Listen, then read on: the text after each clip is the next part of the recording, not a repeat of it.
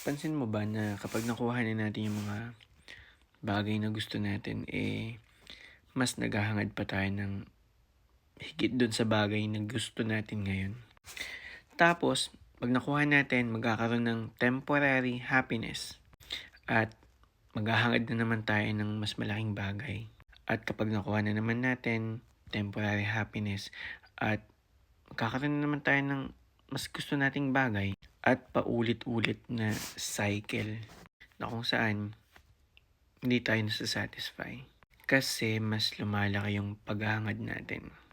Na kahit anong gawin natin, merong puwang sa puso natin. Nakakaramdam pa rin tayo ng parang may kulang. Our heart will always long for something deeper. At si Jesus lang makakapagpuno nun.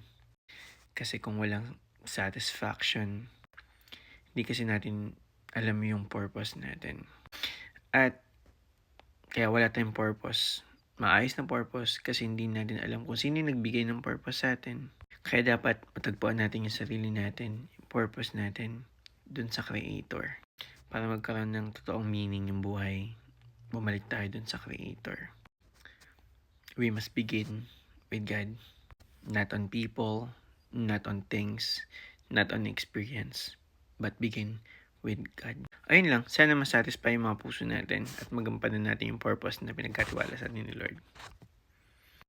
See you tomorrow.